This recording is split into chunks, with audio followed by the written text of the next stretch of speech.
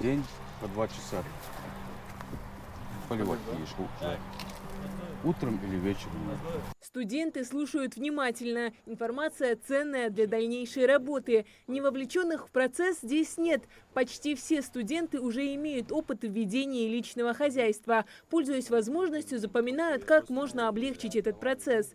Эта деятельность нравится мне, поэтому и у нас дома свое ЛПХ, личное подсобное хозяйство ведем, поэтому специальность понравилась мне. Нам показали, как работает растительная система, и мы будем использовать это в нашем личном хозяйстве, в нашем саду.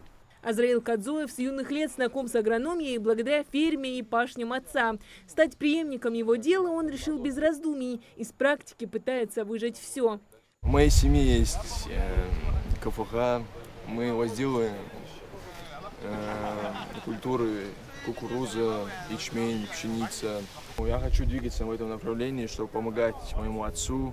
И сегодня на этой практике извлекаю для себя пользу. Осваивание лабораторных методик, анализ почв, рекомендации по уходу за культурами. Практика включает много аспектов. Чувствуется заинтересованность студентов. Они не стесняются задавать вопросы, озвучивать предположения. Да, чтобы 5 штук бир. Один, два, Процесс проходит в саду Сунжа. Такие практики – двусторонняя выгода. Студенты получают бесценный опыт, а руководители видят здесь потенциальные кадры. Мы хотим развить еще больше, чтобы сад был. У нас только 38 гектаров. И нам нужны будут специалисты хорошие.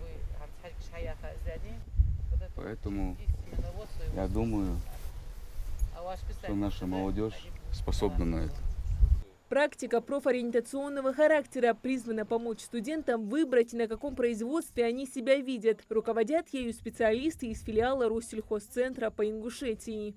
Мы уже работаем несколько лет со студентами, и мы стараемся им привить знакомство с производствами, на каком производстве, что производят, каким способом, это для чего это делается, чтобы ребят подготовить к выбору профессии. Организация и проведение подобной практики формирует высококвалифицированных кадров. В этом уверены как преподавательский состав, так и сами студенты. Подобные образовательные мероприятия напрямую влияют на развитие сельского хозяйства в масштабах всего региона. Хадиджа Евлоева, Хасан Евлоев, Магаз 24.